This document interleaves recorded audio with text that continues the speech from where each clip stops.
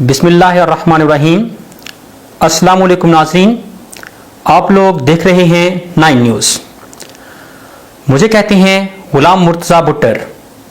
ہمارے پروگرام کا نام ہے پارلیمنٹ سے پاکستان۔ آج ہمارے پروگرام کا موضوع ہے پاکستان کے ہیرو۔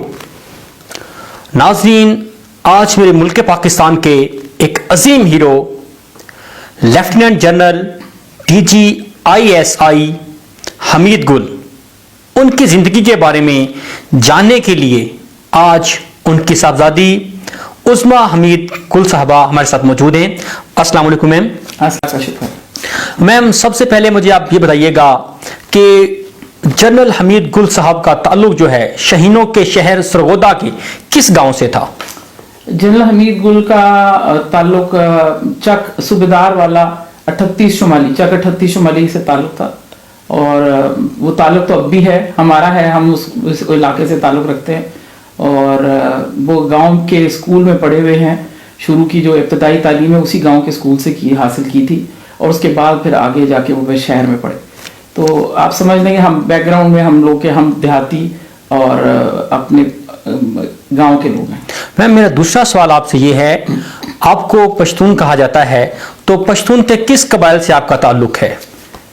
ہم بیسیکلی پیچھے سے سوات بنیر سے ہیں، اور اس لیے پشتون ٹرائب اور یوسفزئی ٹرائب سے تعلق رکھتے ہیں، اور چند 3 کے 4 نسلیں پہلے میرے والد صاحب کے آباء و اجداد جو ہیں وہ مائگریٹ کر آگے تھے۔ پہلے کچھ عرصہ لاہور میں آباد رہے، اور لاہوری گوٹ کے پاس ہی ان کا گھر تھا، اور پھر اس کے بعد سرگودا میں آ کے آباد ہوئے۔ تو پھر آپ سمجھ لیجیے کہ 4 نسلوں سے ہم سرگودا میں آباد ہیں۔ میم، میرا اگلا سوال یہ ہے، جنرل حمید گل کو جنرل پرویز مشرف نے اڈیالہ جیل میں کیوں قید کیا تھا؟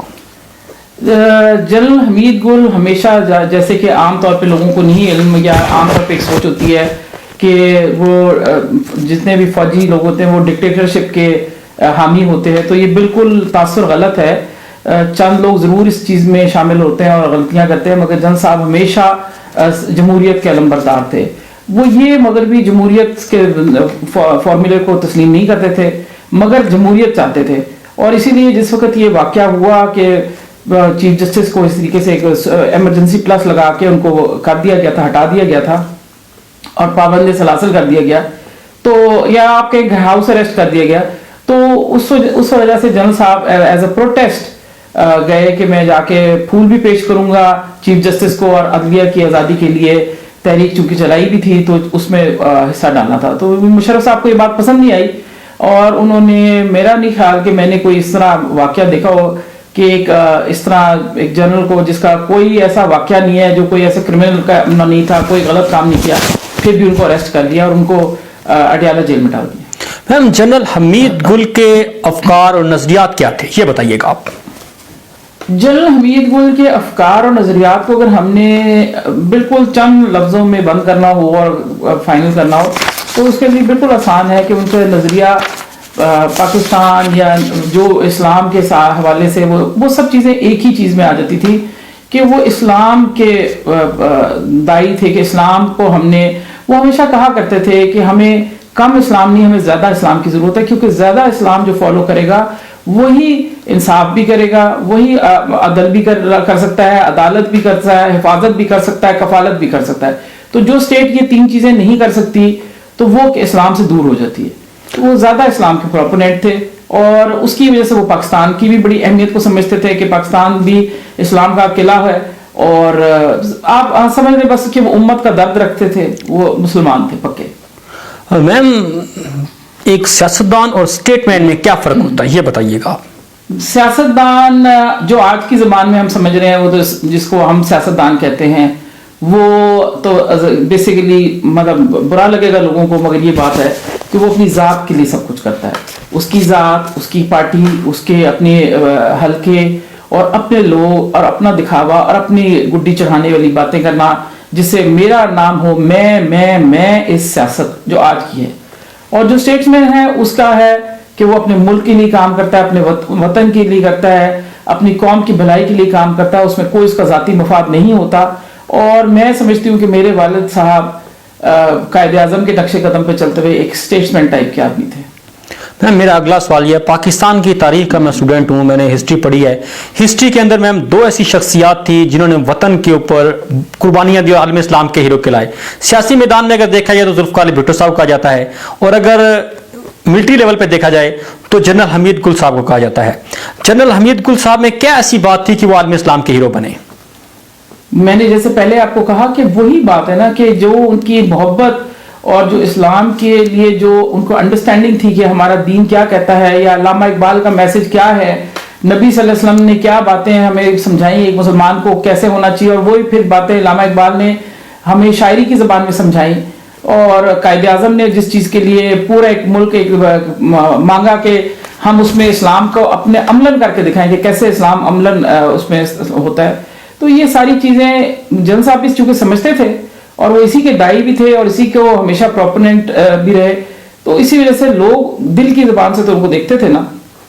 جو دل کی نظر ہے وہ بتا دیتی ہے کہ کون سچا اور کون جھوٹا ہے، اور جنرل صاحب کو لوگوں کے دلوں میں محبت تھی، وہ اس پہ چھان جا گئے تھے اور وہ اس لیے ان کو پسند کرتے تھے. میم ہمارے علاقے کے اندر مشہور ہے کہ بیٹیاں جو ہوتی ہیں وہ خاص طور پہ والدین کی جو آخری وقت میں ہیں ان کی حفاظت کرتی ہیں.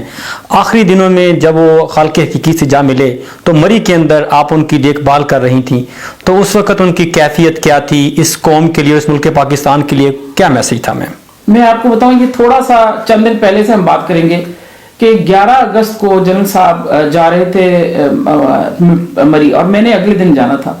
تو مجھے گھر پہ چابیاں اپنے گھر کی، میری والدہ اور جنرل صاحب دونوں آئے ڈرائیور کے ساتھ، اور گھر کی چابیاں پکڑائیں کہ بھئی ہم جا رہے ہیں، آپ پکڑا لاؤ گے تو کوئی چیز چاہیے ہوگی ہمیں منگانی تو ہم ساتھ آپ سے منگوا لیں گے.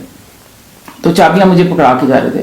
تو جنرل صاحب میرے سے بات نہیں کر رہے تھے، کسی سے فون پہ بات کر رہے تھے، اور صرف اتنا ڈسکشن ہو رئی تھی کہ مجھے اسلام میں نے کیا تو جواب نہیں دے سکے، کہ انہوں نے کہا کہ ایک ہی بات کر رہے تھے کہ آئین کا آرٹیکل 2A یہ اگر اس کی صحیح تشریح نہیں کی جا سکتی، اللہ کے حاکمیت اعلیٰ کی بات نہیں کی جا سکتی، تو پھر اس آئین کا کیا فائدہ ہے. اور وہ اس طرح کی باتیں کر رہے تھے. تو میں نے پھر ان کو کہا کہ ابو میں نے اب اسلام کی آپ نے جواب ہی نہیں دیا. تو پھر انہوں نے فون بند کر کے انہوں نے مجھے کہا کہ بیٹا السلام علیکم، سوری میں بہت زیادہ پریشان ہوں کہ یہ آرٹیکل 2A کی ہمارے کہیں سے بھی اس کی صحیح طریقے سے اس کی مقننہ جو ہے یعنی کہ عدلیہ وہ صحیح طریقے سے تشریح نہیں کر رہی، جس سے مجھے لگتا ہے کہ ہم اپنے ٹریک سے ہٹ رہے. تو اس وقت بھی وہ یہی بات کر رہے تھے.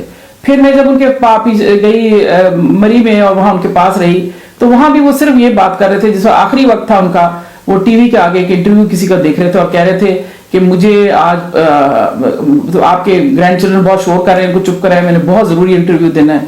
تو آخری وقت تک بھی ڈیوٹی پہ تھے. جیسے وہ کہتے تھے کہ میں نے وردی اتاری ہے، بوٹ نہیں اتارے، اور میں نے قسم میری ساکت تو نہیں ہوئی کہ میں اگر ریٹائر ہو گیا ہوں. تو آخری وقت تک کام کر رہے تھے. ناظرین کہتے ہیں کہ بچھڑا وہ اس عادات سے کہ رت ہی بدل گئی، ایک شخص سارے شہر کو ویران کر گیا.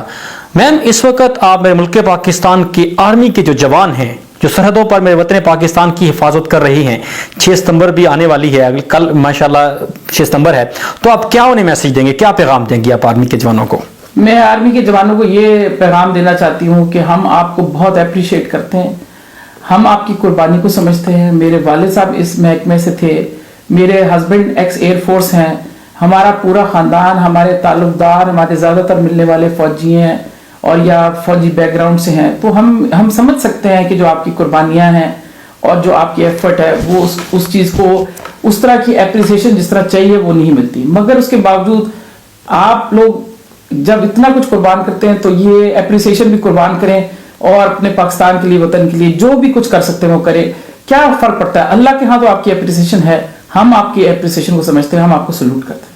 اے وطن تو نے پکارا تو لہو کھول اٹھا، تیرے جانباز تیرے بیٹے چلے آتے ہیں. ناظرین اس کے ساتھ ہی مجھے اور عظمیٰ حمید گل صاحبہ کو دیجیے گا اجازت. آپ کا، میرا اور پورے پاکستان کا اللہ نگہبان. سلام پاک فوج، سلام پاکستان.